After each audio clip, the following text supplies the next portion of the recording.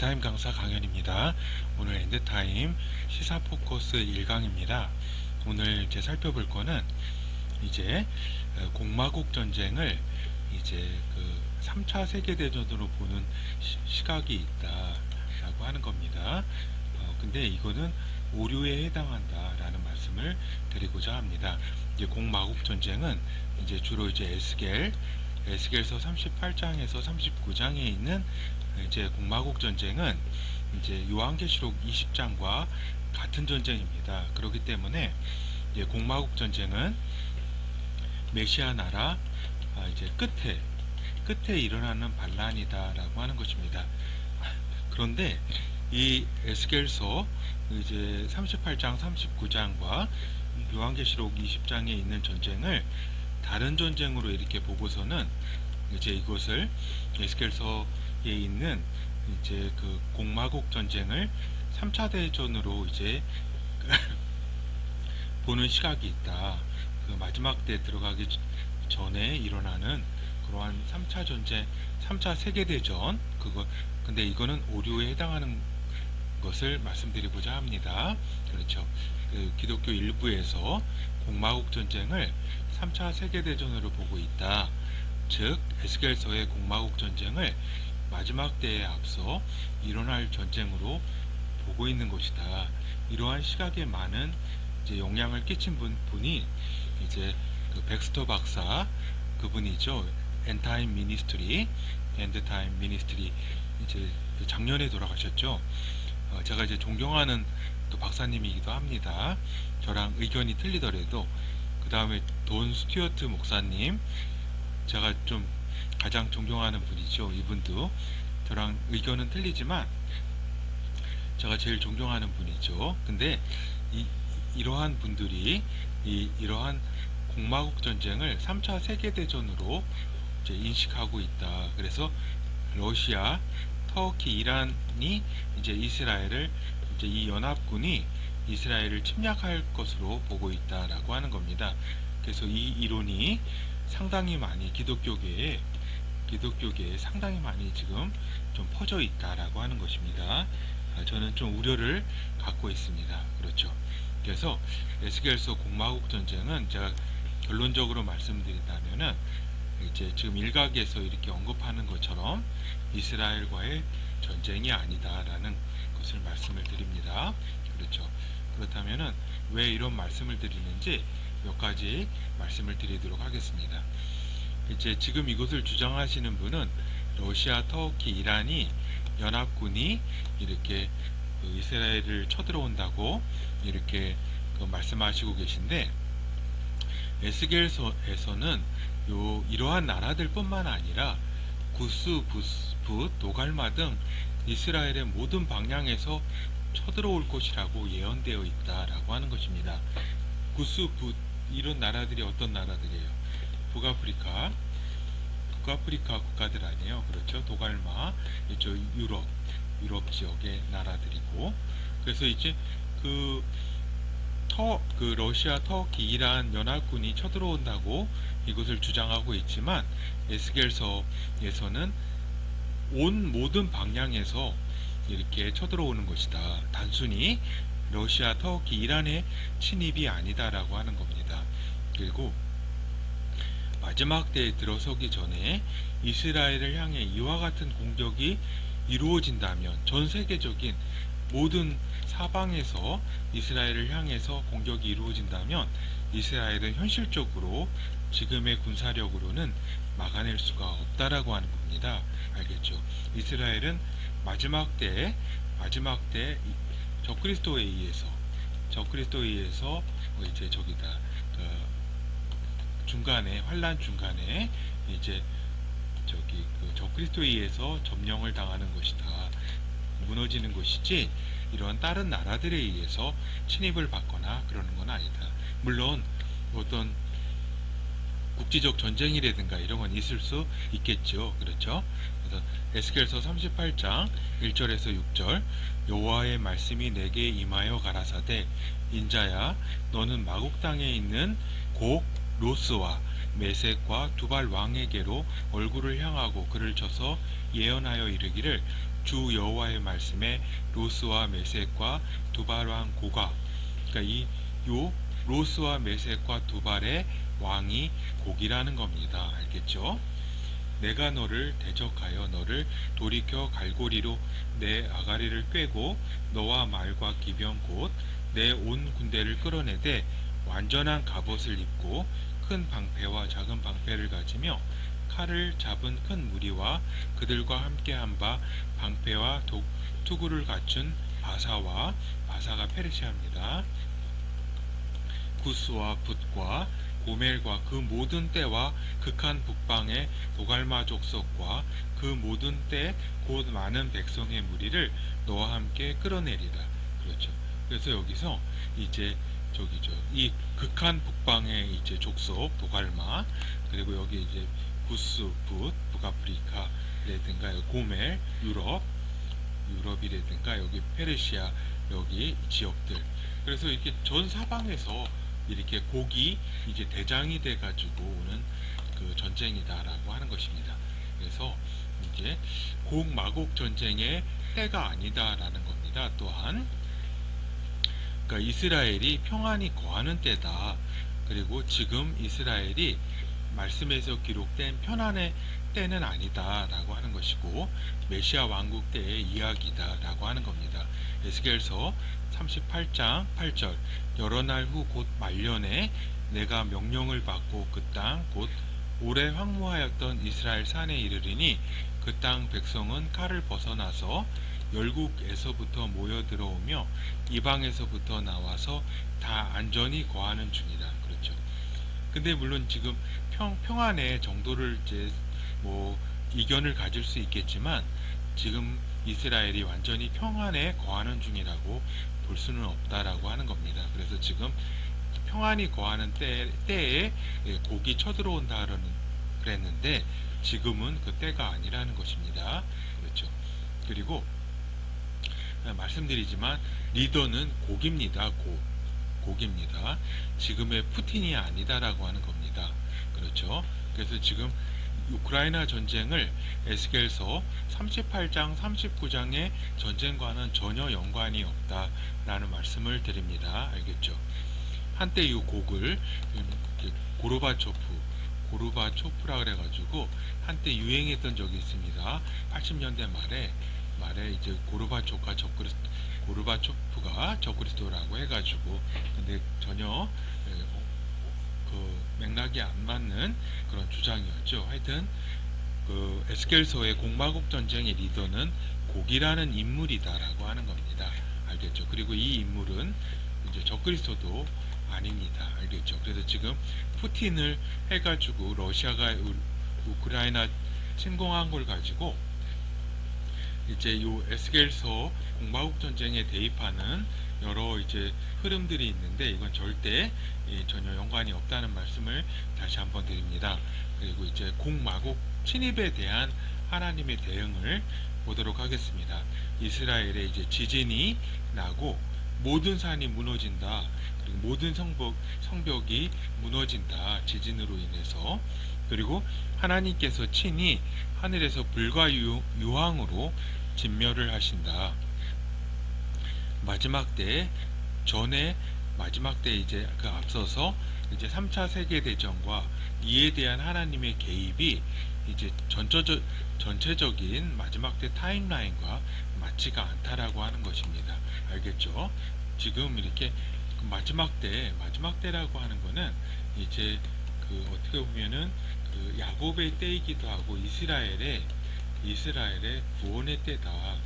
구원의 때인데 그 이전에 3차 세계 대전 때 하나님께서 하늘에서 불과 유황으로 이 모든 사방에서 이스라엘을 쳐들어온 민족들을 진멸한다는 이야기는 지금 그 전체적인 마지막 때 타임라인, 이 구원의 때 7년의 어떤 그 이스라엘의 그 환란, 특별히 그리고 또 중간에 광야로 도망가고 이러한 그 타임라인, 마지막 때 타임라인과 전혀 맞지가 않다라고 하는 것입니다.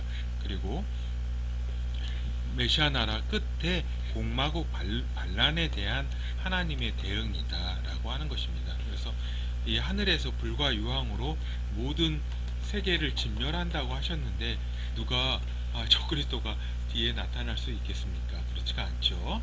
그렇죠. 모든 나라가 다 진멸이 당하는데 그렇죠. 그렇다고 한다면 굉장히 몇 세기 후에 몇 적어도 몇십 년 한 100년 뒤에 후에 그 마지막 때가 다시 올 텐데 그 마지막 때는 지금 이제 일어나는 여러 가지 마지막 때의 어떤 징조와 비교해 볼 때 전혀 그 타임라인에 맞지 않다라고 하는 이야기입니다. 그렇죠.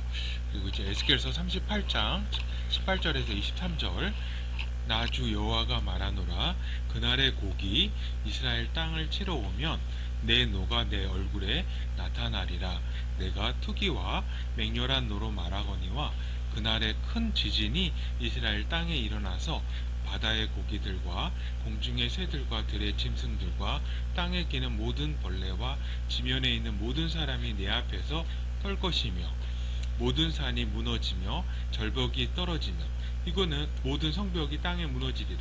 그러니까 모든 사람이 내 앞에 떤다 그랬잖아요. 그렇죠? 이거는 거의 마지막 때 일어날 일이다라고 하는 겁니다. 거의 그러거나 근데 마지막 때 거기 있는 전쟁 세계의 주요 전쟁이 이제 공마국 전쟁이 아닌 거는 중급 시리즈에서 같이 다룬 바 있습니다. 그거 이렇게 참고해 주시고 대환란 전에 어떤 제3차 세계대전이 공마국 전쟁과는 관련이 없다라고 하는 겁니다. 그렇죠? 나 주 여호와가 말하노라 내가 내 모든 산 중에서 그를 칠 칼을 부르리니 각 사람의 칼이 그 형제를 칠 것이며 내가 또 온역과 피로 그를 공문하며 쏟아지는 폭우와 큰 우박덩이와 불과 유황으로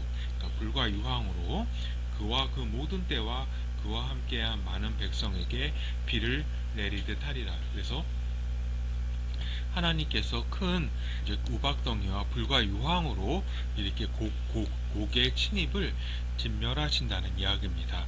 알겠죠? 그렇죠.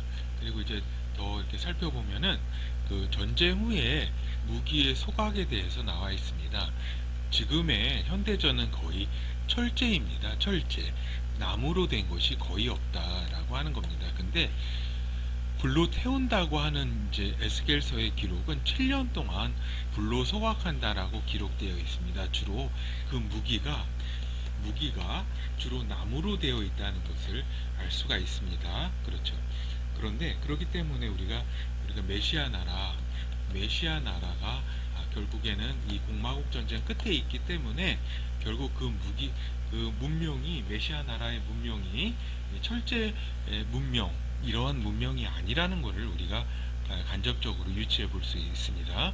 에스겔서 39장 9절 이스라엘 성읍들의 거한 자가 나가서 그 병기를 불태워 사르되 큰 방패와 작은 방패와 활과 살과 몽둥이와 창을 취하여 7년 동안 불 피우리라. 그래서 요 공마국 전쟁이 끝난 다음에 이렇게 그 7년 동안 이스라엘 사람들이 이제 요 여러 가지 무기들을 불태운다고 기록이 되어 있습니다.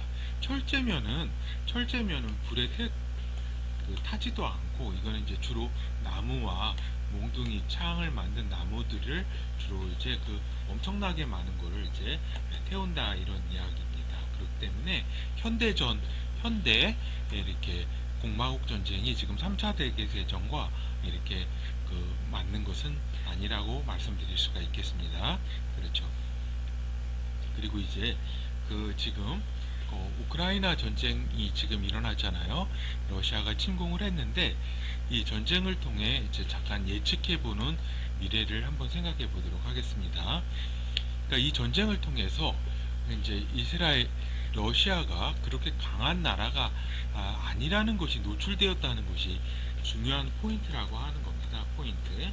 이거는 우크라이나를 러시아가 점령을 완전히 하든지 아니면 지리한 어떤 그 전쟁 상태로 이렇게 계속 되든지 상관없이 러시아라는 나라가 진짜 미국과 이강을 나누던 나라인데 그 러시아의 어떤 그 실제 모습이 실제 어떤 군사력의 모습이 이렇게 강한 나라가 아니라는 것이 노출됐다라는 것이 중요한 포인트다 라고 하는 겁니다. 물론 러시아가 핵을 갖고 있기 때문에 만만한 나라가 아닙니다. 가장 많은 지금 핵을 보유하고 있기 때문에 한 지금 6,000기 이상 이렇게 보유하고 있을 겁니다. 그렇기 때문에 물론 이제 그 고고안된 그러한 그 숨긴 그 핵무기까지 하면은 만 저희가 더 넘겠죠. 그렇죠. 그렇지만은 그와 별대로 이런 군사력이 약한 것이 노출이 되었다. 그래서 단기적으로는 유럽이 단결할 것이다. 단기적으로 이거는 진짜 단기적이다라는 말씀을 드립니다. 지금 이제 러시아가 우크라이나를 이제 침입을 했기 때문에 또 한편으로는 이제 동유럽까지는 힘들겠죠. 뭐 이렇게 몰도바라든가 뭐 옆에 있는 이렇게 나라를 좀 이렇게 그 일부 칠 수는 있어도 이렇게 전면적으로 이렇게 유럽을 이렇게 이렇게 위협하는 정도는 이르지 않는다라고 하는 겁니다. 그래서 유럽이 단기적으로 단결할 것이다. 그러나 러시아의 약체가 드러난 이상 유럽은 분열하게 될 것이다 라고 하는 겁니다. 그러니까 유럽이 지금까지는 뭐 이렇게 어쩌니 저쩌니 해도 러시아라는 그러한 거대한 적이 있었기 때문에 어떠한 형태로지 뭐 다른 목소리를 내던지 간에 뭐 이렇게 뭐 나토도 많이 약화가 돼 있겠지만은 이제 미국과 이렇게 같이 합쳐가지고 그래도 유지가 됐다라고 하는 겁니다. 그런데 여기가 이제 너무 약체라는 것이 드러났기 때문에 이게 별거 아니구나. 그래서 유럽이 분열할 수밖에 없게 되는 겁니다. 왜냐면은 그렇게 독일로서도 우리 충분하다. 우리로서도 그리고 다른 나라 프랑스나 영국이라든가 충분히 이렇게 대결할 수 있다. 이렇게 이런 방향으로 되기 때문에 분열하게 될 것이다라고 예측해 보는 겁니다. 분열하게 될 걸로 봅니다.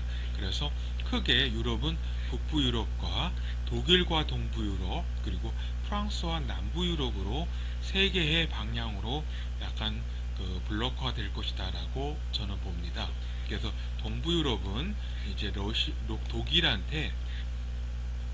독일한테 많이 의지하게 되는 상황이 될 겁니다. 지금 미국이라는 나라가 어떻게 했냐면은 우크라이나를 다 지켜줄 것처럼 이야기했지만 어땠어요? 군대를 파견하지 않고 폴란드라든가 다른 나라의 군사들을 갖다 놨잖아요.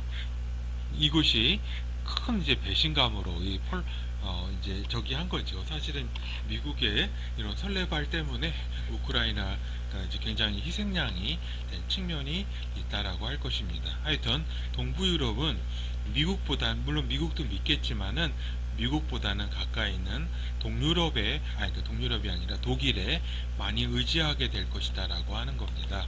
그래서 이제 이러한 이제 독일은 이제 동유럽의 어떤 리드하는 국가가 되고 이제 프랑스는 이탈리아나 그리스라든가 이러한 나라들을 그런 나라들의 어떤 리더격의 나라가 될 것이다라고 보는 거죠.